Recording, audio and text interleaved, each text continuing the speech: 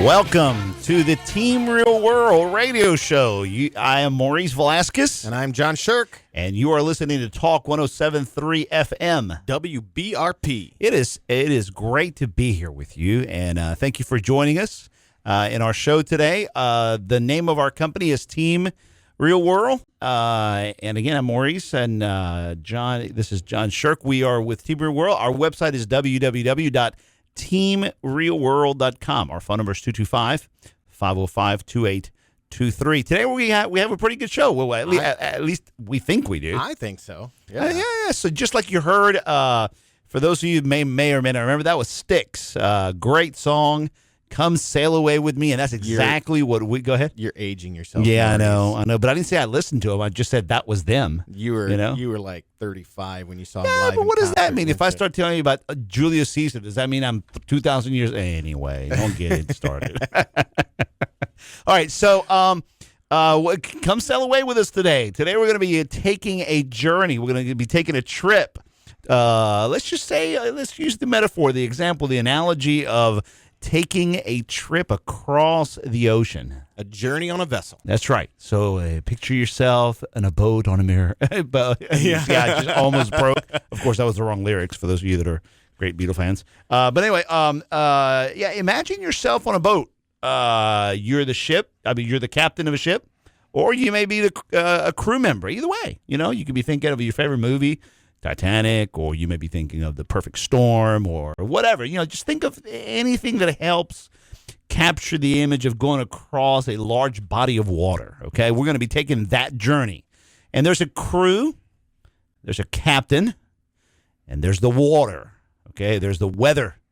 Because the whole idea of becoming great managers that build dynamic, thriving, effective, and productive cultures, workplace cultures, the managers have to understand how to weather this boat.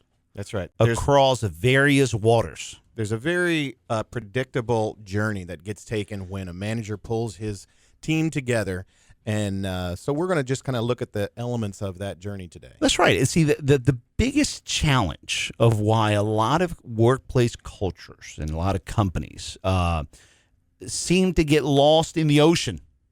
Okay, Yep. Man, we can't grow as fast as we want to grow, or we have to close this division down, or we have to close that down, or we're just not as efficient and effective, is because a lot of the managers, I want to say this, a lot of the executives also go into their journey, which is called their business. By the way, I forgot to say that the ship is the business. That's right. Okay, so the ship is the business, the captain is the managers, the executives, and of course you have the crew. All right. The biggest problem that we notice is that the executives and the managers, they start their journey and they are surprised that they hit bad weather. When you think about it, it would be shocking to think that a real captain of a vessel would go across the ocean and not at least plan for or at least have some understanding of what to do if a storm rises up. Yeah, because it's not realistic. I took a cruise one time. Okay, now I tell you, the idea of sitting on a cruise. Okay, I mean, I love cruise if I just don't think about that I'm in a cruise. Okay, because I always think I'm like a little piece of bread on top of this big aquarium. You know what I'm saying? I just could see you, Maurice, on that cruise. It would bring out all things neurotic in you. It does. It's just like I'm having a great time and then I freeze. My wife says, "You okay?" Yeah, I just remembered I'm on a cruise. Well, all of a sudden we're in the middle of nowhere. Because it's just open water. The whole idea of looking around and seeing nothing but water. Yes. Okay. And all of a sudden the engine stopped. You can feel it. It's like all of a sudden everything goes quiet. Like, and everybody kind of stared at each other, and we're like, okay. I don't like this feeling I'm feeling right now. Okay. And so, of course, they announced that there had to do some maintenance. And I'm like, could we not have done that before? Correct. Can we not wait till the next gas station can or this something? be done where I can at least see land? That's right. And so we're just sitting there just wobbling and wobbling and wobbling. And it's a different wobble than when the engines are going. It's a different wobble. It is. It's just a different wobble, And so I'm thinking of Man, we were on our way to Margaritaville, okay? And Margaritaville now feels like a wobble and a wobble. You know what I'm saying? Yeah. And John, let me tell you, I lie not. 20 minutes later, okay, everybody at the top deck is moving over to one side, and they're like staring. And I saw that, and you're thinking, man, they're staring as though something's going wrong. And sure enough, what's coming? A huge storm. I mean, you can see these dark clouds dropping water. Oh, for those of you listening, if you knew Maurice in person, this would be the funniest thing you've ever seen. Yeah, and so on the right-hand side, fair sunshine. Left-hand side, darkness is coming. And sure enough, when it hits the boat, you can feel we're no longer wobbling, man. We are major wobbling, all right? And all I'm thinking is, man, I wanted to go to Margaritaville. Where's Margaritaville? What? No! Nibbling on sponge cake, watching the sun bake. Well, you can imagine how that felt, right? Well, what's the size of the waves that hit us? Oh, 3, 4, perhaps 5-foot waves. Yeah. Can you imagine a 30-foot wave? Man. You know what I'm saying? So in the life of a company, in the life of a business, in the life of this journey called business growth. Yeah. Okay. Team development. It is natural for managers to expect and prepare for and practice that a very ongoing normal life of the business is to hit bad storm, bad weather. That's right. And know how to manage that. That's right. There is really no such thing as it all just goes well from day one to the last day of the process. That there is going to be, in fact, I would even say that by definition, if it's going well, there will be a few storms. Yeah, there is, and not to have the overconfidence that, it's not going to happen. We think, we got great products, we got great this, we got great that. This thing's never going to sink. Now, there's a story about another boat. You know that. That was never going to sink. It was never going to sink. You know what I'm saying? That's right. And it was never going to go down, And so too much overconfidence is terrible because what happens, it doesn't allow you to be realistic about the obstacles and about not looking at your most vulnerable spots of what it means. So let's listen to this clip of the movie Titanic, and let's see how that sounds. I don't see what all the fuss is about. It doesn't look any bigger than the Mauritania. You could be blasé about some things, Rose, but not about Titanic. It's over 100 feet longer than Mauritania, and far more luxurious. Your daughter's far too difficult to impress, Ruth. So this is the ship they say is unsinkable. It is unsinkable. God himself could not sink this ship. What? Wow.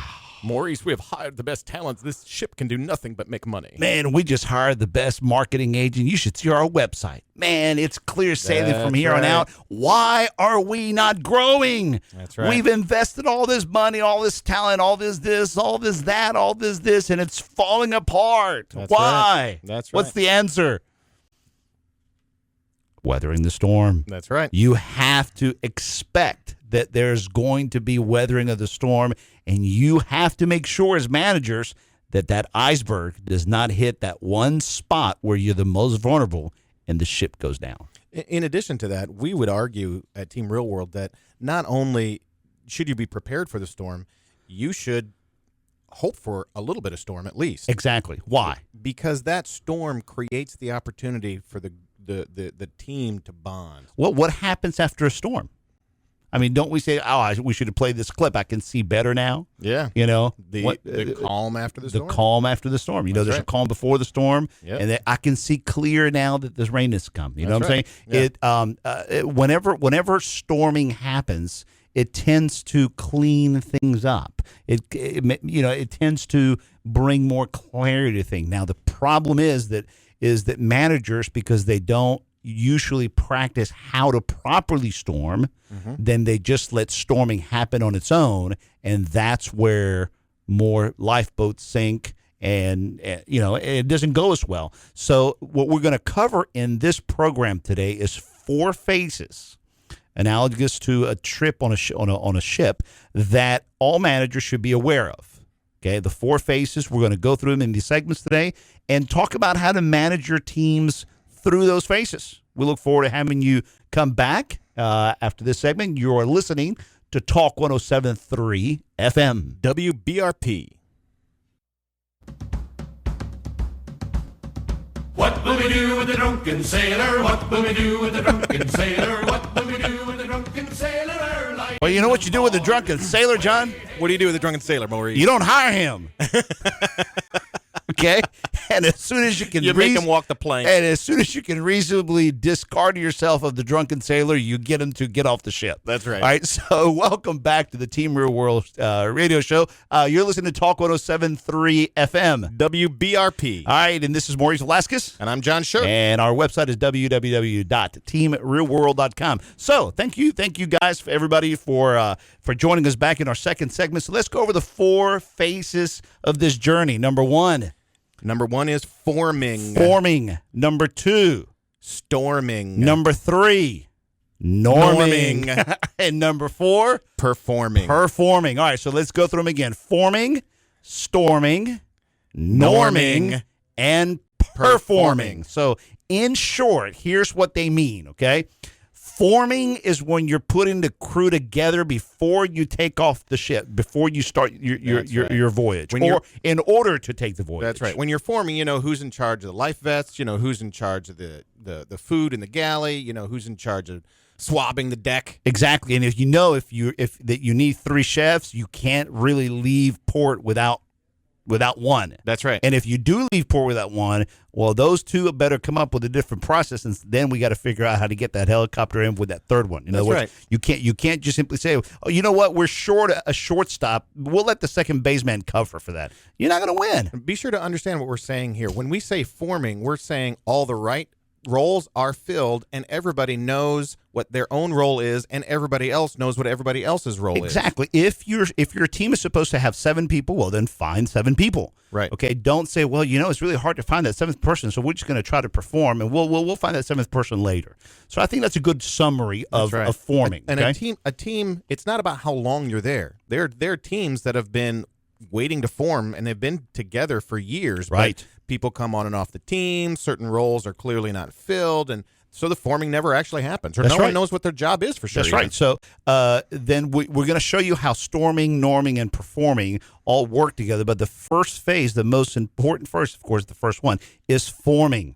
That's right. Get your team in place. If you're short 2 sales reps, find your 2 sales. Do everything possible to get your 2 sales reps in. If you're supposed to have a COO, a chief operating officer, get one. Kind of like, what do you say? If you know, hey guys, we're going to take this move. If you can't find a partner, get one. Get one. That's Get right. one. It's all about forming your team. And if you try to get to performing, which is the 4th phase, without forming, well, guess what? Other team members are going to carry the load, and they're all going to feel it, and then your morale, your culture, your workplace environment is going to hurt. So it's everything about making sure that you have your spots filled, then defining everybody's roles, having very clear, simple, but clear job descriptions. That's right. Right? And then just make sure that everyone agrees what everybody else is supposed to be doing. That's right. And that way you can practice the team together, but everybody has to be in place. Just a suggestion: if you're a manager, go to your team on Monday Oh, that's a good exercise. and Yeah, I know what say, pull out a 3x5 card and say, I want everybody in this room to say what are the top 3 things Earl does. Yeah, let's talk about Earl, right? And then have Earl write his down. But don't tell anybody else. Earl That's writes right. his stuff down, but doesn't tell anybody else that. That's right. All right. And then you see if everything matches Yeah. or not. Then you say to everybody else, all right, everybody else, write the 3 things you think Earl does. That's right. And then compare notes, and that is a shocking revelation. When it Earl is. says, I do these 3 things, and everybody else says, no, you don't. Yes. Or better yet, everybody else says, this is what you should be doing, and Earl's like, no wonder you guys keep sending me those emails. That's right. That's why you're so mad at me all the time. So forming is putting the team together and describing. Remember the Steve Jobs interview that we did a couple radio shows ago. This person does this person does that, this person does this. You have to have clear roles and responsibilities and know where what bucket do the drops fall in. Exactly. Okay? So That's exactly remember, right. key number 1, first phase is forming. All right, then let's move into our the second phase. All right, our second phase is what's called storming. Storming. Okay. The weather getting rough. The tiny ship was tossed, if not for the courage of the fearless crew. The minnow would be. Come on, I know you're singing. The minnow would be like. First is who? It's Gilligan. That's right. Oh, he is not going to sing with me. I cannot. can't remember You the left me song. hanging. I can't. I was just going to make a joke about which one of us is the captain, which one of us is Gilligan. Well, I know I'm usually Gilligan. I'm usually Gilligan who thinks he's the captain. Yeah. You're probably the professor. I think I am. You're probably the I professor. think I am. Yeah. Yes. Yeah. I've been called Mr. Howell. Oh, But anyway, everybody okay. remembers Meanwhile, the story. back at the boat. Yeah, back at the boat. Okay. So what happened to our little minnow ship? Okay. The storm rose up. The storm rose up and the minnow was lost for That's a right. very long time. Yep. Okay. So that's what storming looks like. You have a lot of great stories about that. Okay. Whereas the Titanic was sunk by the iceberg. That's okay. right. Of course, the Poseidon Adventure was knocked over by a wave. Mm-hmm. All right, storming. What is storming all about?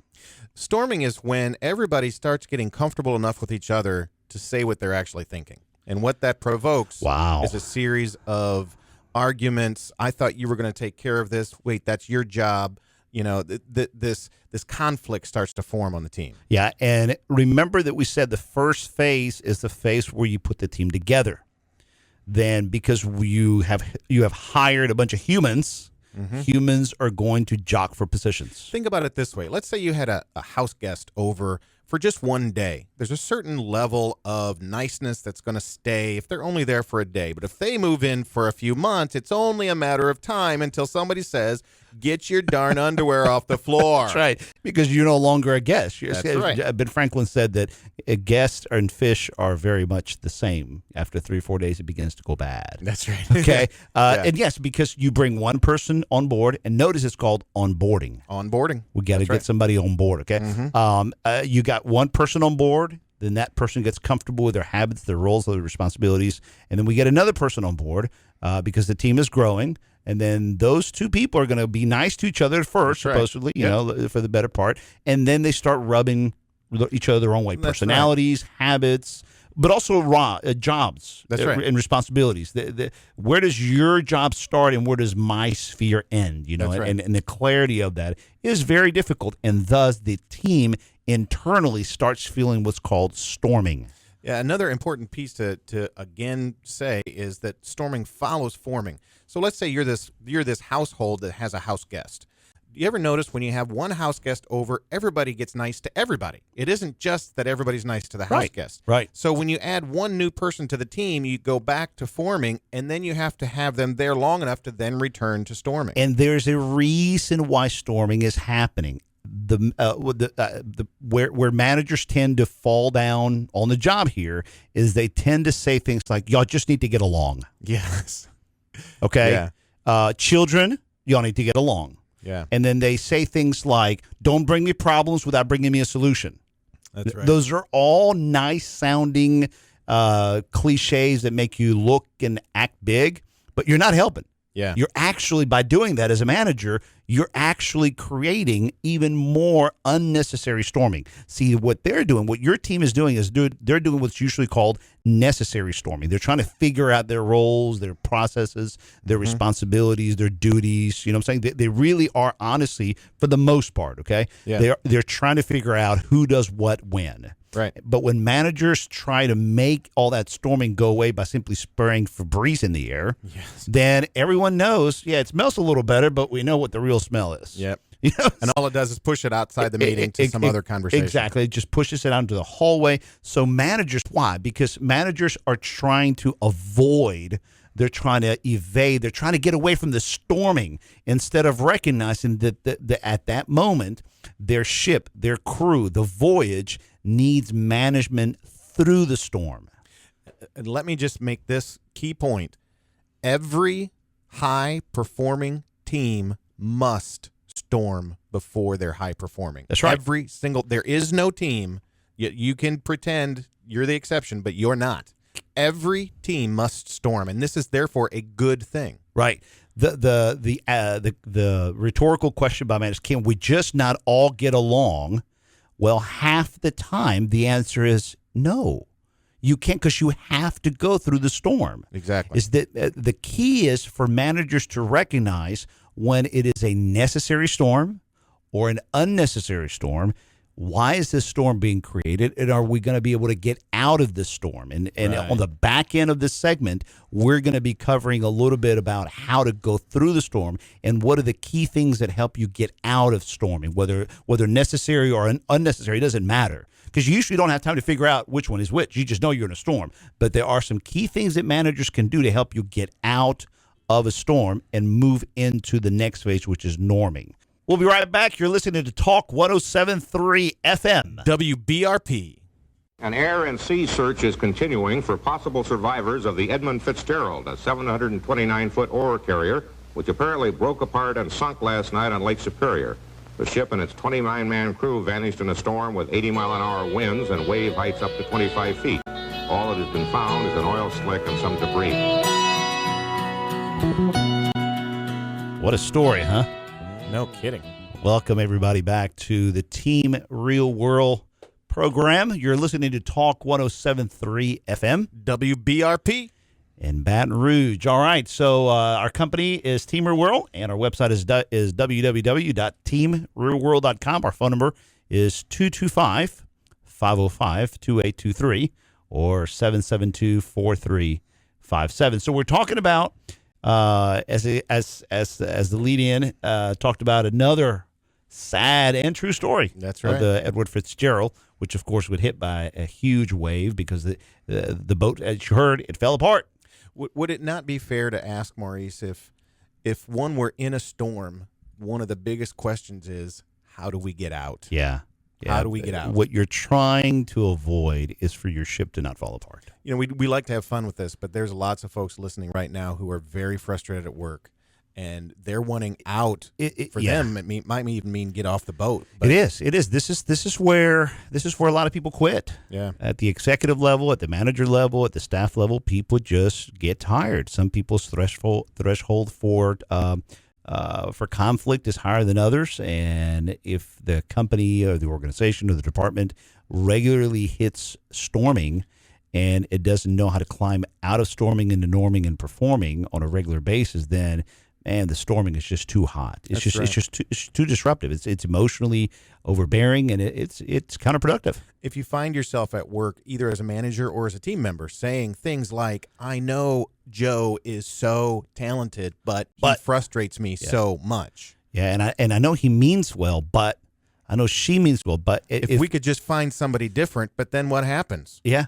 You just play out the cycle You again. just do it all over again. So, but there is a reason. There's a way to get out of storming. Now, when we say get out of storming, we have to be very clear that we mean get out of storming until the next storm.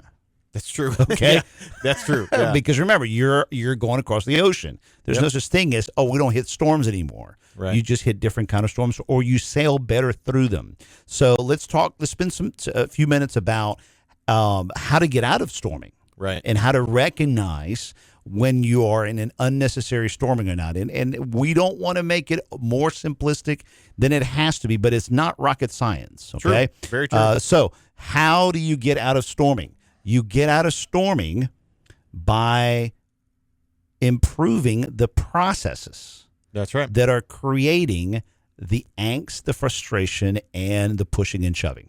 Now, think for a moment about what is a work process. A work process is something you do the same way over and over again. Over and over again. Right. To create a certain product or Yeah, but result. if the company's growing and your processes are outdated, Exactly. then there's going to be unnecessary or maybe necessary storming. Or if the process was never defined, like in a business meeting where there's no clear sense of how we're supposed to operate this meeting again and again and again. Or we built the process, but it's in some folder or in some right. file, and nobody's pulled it out, following nobody's it. using Yeah. it. So then, either way, what happens is this: managers hear the complaining, they hear the gossiping, they see the drama, they see their employees, their team members performing unprofessionally, and managers oftentimes react to, I don't want to deal with this drama. If they would just focus on their job, things would be better. And again, that's why they say things like, don't make me problems, bring me solutions.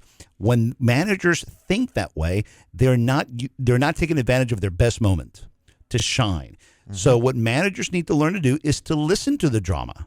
It's to listen to the frustration and think through the issue as to what process may be broken that's causing that, either internally to a department or across departments, and identify the process that needs fixing, and then watch what happens when you start improving the process. You all of a sudden start norming because you have something new and better to norm around. Exactly. Okay, which is what's going to lead us to the next clip.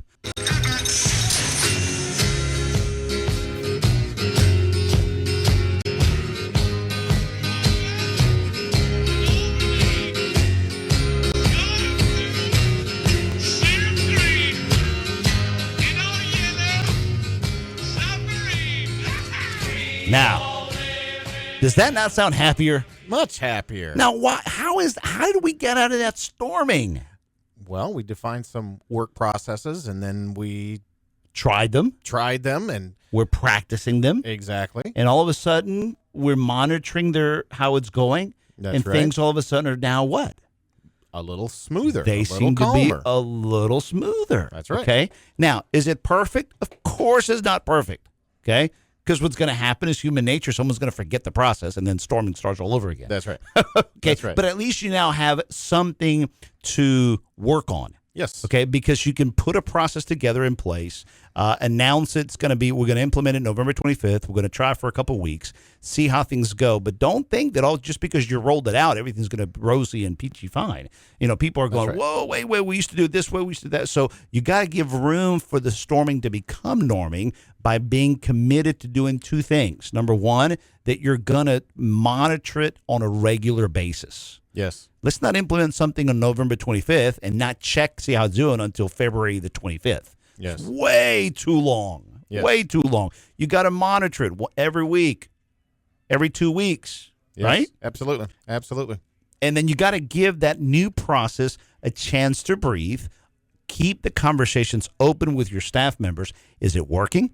What's not working? How did we improve it? How did we not improve it? But if everyone knows we're basically working on this together, you have moved the drama from being between the actors at each other to now the actors learning new lines. Exactly. And hear the difference between what we're saying, this process orientation, as opposed to trying to get out of storming by deciding whose fault this is. Right. And Right. picking, kind of looking around the room and deciding who seems to be the most frustrating. To me, they're the problem, and then we try to figure out some way to remove them from the equation, and it doesn't work because we go back to forming and storming again with somebody else. The key is practicing your new habits, your new processes over and over and over again. It's building a culture, an environment around your workplace where you're based on processes as opposed to people's personality. Yes. Because once you have processes, then people tend to adjust their personalities because they don't want to be left out of the team. Yep. And it's like being in a play. It's like being on a crew. Nobody wants to get sent overboard. Yeah. Nobody wants to get sent on the lifeboat and said, you go back home. Yep. You know what I'm saying? So because everybody wants to be on the ship, what makes that even more possible is processes that allow for that to happen. Let me ask you this, Maurice. Yeah, Let's say sure. someone's listening to us right now, Okay. and they hear the word processes, Right. and what that really sounds like to them is shackles and handcuffs. And why can't I just do my job? No. It's actually very liberating. It's actually, think, for example, I don't know. Let me just, I don't know. Let's think, for example, let's say you're a manufacturing company that does delivery, and then you have a lot of drivers, and but your drivers are not reporting at the end of the day or at the end of the week their mileage, their jobs, when they delivered something here, delivered something there, and all of a sudden your clients start calling in and saying, hey, this shipment was late, this product was late, I don't want to pay my bills, I don't want to do this, they're challenging. Well, what's eventually accounting and accounts receivable going to say? Wait a minute. Yeah. You owe us this, and clients don't want to pay because the driver arrived late. Right. Or I didn't get that until the day afterwards. Right. Well, then it becomes a he, she, right? Right, and then right. all of a sudden, what happens to invoices and all the angst? Yep. Then all of a sudden, somebody says, this is really frustrating. Yeah. Here I am, a driver. I'm getting yelled at all the time when I know I did all my work. You know who it is? It's this guy over here named Tony. Yeah. Tony over there, he's always the one late. Go look at his. He's always the one. Tony's going, hey, man, I did my job fine. But there's no paperwork. There's no, okay? Exactly. And then somebody has the bright idea to say, well, why don't we just come up with like a work ticket at the end of the day? All the drivers just write a work ticket and turn it in. That's the See, process. somebody could basically say, oh, you're going to shackle this into this written thing. It's going to be, now we got to write reports. You see what I'm saying? It feels like, but it isn't. It's very liberating because what it does by having one simple process, think of the many problems that could be fixed Yes. otherwise. Yes, it allows the different members of the team to know what to expect from each other and when. Right. And so then what we're going to talk about in our next segment is how to go from norming to performing. And again, Yes. this is where managers can shine. And they help us go from storming with good processes into norming. And now to go from norming to storming, the managers have to do a couple things. We will cover them in our next segment. You are listening to Team Real World on Talk 107.3 FM. WBRP.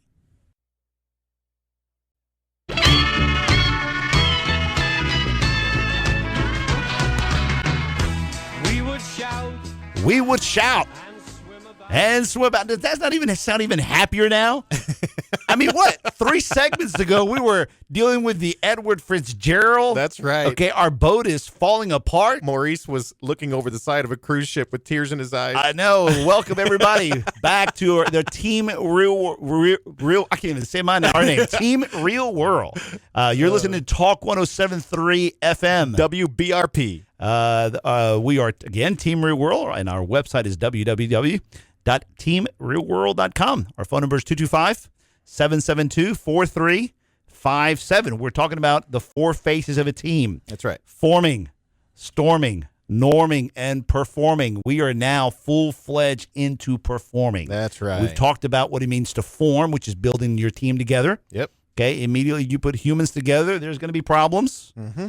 And then when the problems arise, that's called storming. Yep. Managers should not run away from that. And they should not put it on their people to say, hey, figure it out. Why can't you be happy? Yep. Okay. They also should not manage from a bring me problems and also solutions. They have to learn how to build processes because process is what moves us out of storming into norming. Norming. Yeah. And norming is where you practice the processes to get everybody into a habit of it. All right. If you've planned on watching football today, you're going to see receivers who run out, take a hard right, and turn around, and the ball was passed before they were in the spot where they catch the ball because the quarterback knew where that guy was going to be exactly, and he went exactly to that spot. And they, by being on the same page like that, they had normed. Right. But then actually cranking out passes that get caught again and again and again, now that's performing. That's right. That's right. So let's move into performing now. Okay. All right. What does performing look like? Performing looks like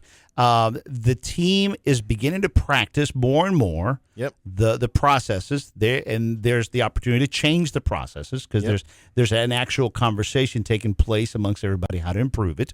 And then as they become better at it, or they become more accustomed to doing these things, there's some folks that are going to do it better and faster than others. Correct. Well, first thing you do is you recognize that. You reward that. You at least say, great job, loudly.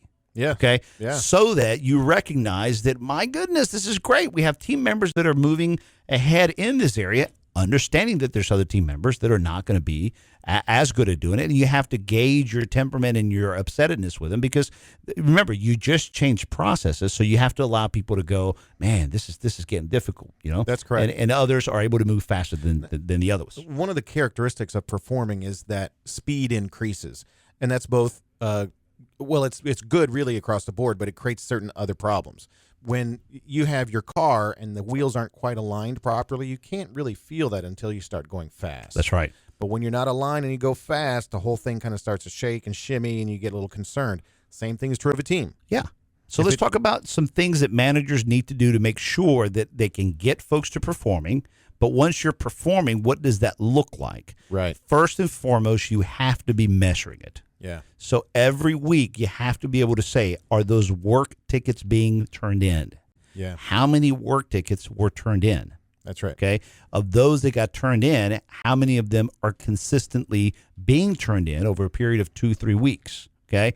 Then you have to be able to let everyone know that you're reporting it and let everybody see the report. Yes. So that people can say who's doing it, who's not doing it, but it's not with a spirit of blame. It's with a spirit of recognizing performance. That's right. And you have to build into that conversation the okayness of having a report. Yes. Okay, so everyone's looking at it because everyone knows where their measuring stick is. Yep. It's amazing what humans do when they know that there's a measurement and that people are looking at it. Yeah. So performance looks looks like this.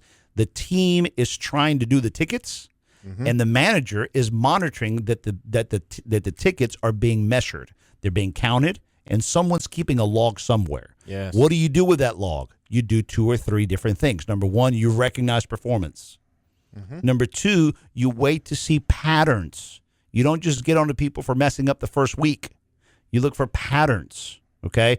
Is this person going up in performance? Are they going down, or are they going up and down? You recognize that, but you have to be objective about it, so that's why you got to keep looking at your report. That's right. So you praise some, you coach others, you train others, and then after a certain period of time, whether it all depends on the process. Okay, you may have to retrain, you may have to discipline, you may have to dismiss people, but you do it based on a written report that's being monitored and gauged, and that allows for performance to be possible because everyone can trust a written down process. When you're doing that, I'm telling you, you know what that feels like?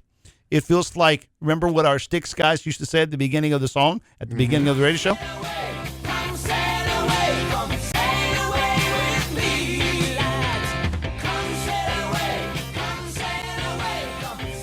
That's exactly what it feels like. Okay?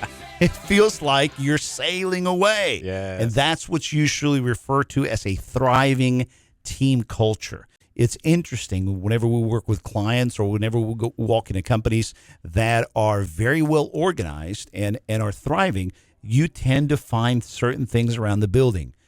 Whiteboards with measurements on it. Yes. Reports that are printed on Mondays. Yes. Is that not true? Absolutely. Managers that manage problems by looking at paperwork, not looking at emotions. They have metrics that give them a window into how the program is doing. Yeah. And when one manager wants to go and discipline somebody, another manager goes, hold on, have we looked at the numbers yet? Yeah. Hold on, wait a minute. Did you see this? Did you see the graph? In other words, they're tempered by data. Correct. Okay, and that data is what allows everyone to be comfortable that this is not a ship that's just going to be rocked back and forth by. Just the other day we watched Captain Phillips. Ah, okay. Yeah. It's not rocked back and forth by pirates. Yeah. Yeah. The pirates in this analogy would be the mood swings of the managers. Sure. Yeah. Yeah. A good thriving team is one that looks at reports, manages from reports, seeks to find reports, and if they want to change new behavior or address problems, then all you got to do is simply tap into what your folks are complaining about, right? Yes, exactly. Identify the process, practice the new process, allow feedback from your teams to improve that process. Oh, yeah. Then monitor the process, Yes. reward from the log reports of the process, say great job often, coach a lot, and only let go of those that really don't want to be in the boat anymore. Maurice, I think we should get a manager a raise right now. I got know. an idea. Manager, if you're listening to All us, right, here it is. sit down, figure out what those key steps are that your team does to produce the outcomes that are supposed to be done. Don't tell anybody you're doing it. Document it. Write up a report that shows this is how my department works. Here's the numbers for how to get those outcomes done, and then go to your boss and present this report to him. That's right. That's right. You're about to make more money, my Yeah, friend. and I will tell you this. You want to take us up on this? The first 2 managers that send it to us for us to help you review it before you send them to your bosses, send them over to us. We'll do that complimentary. Absolutely. Absolutely. Listen, guys, thank you for taking this journey with us. It's been a great journey. I think we made it safely across the ocean. Yeah. Keep us in mind. And we'll give you our website again. It's Okay. www.teamrealworld.com. Okay, our phone number is 225-772-4357. On our website, what you're looking for is the 4 faces of a team. It's on the site. It's on our website. If you have any questions about how to identify specifically where your team is at, shoot us an email at info@teamrealworld.com. We really mean it when we say, if you give us this report first, we will help you tweak it and set you up to look like a megastar with your boss. Yeah, this is what your email should look like. It should say, hey, guys, here are the 3 things that I'm noticing in my team. My team is saying this, and this. What process do you think may be in play?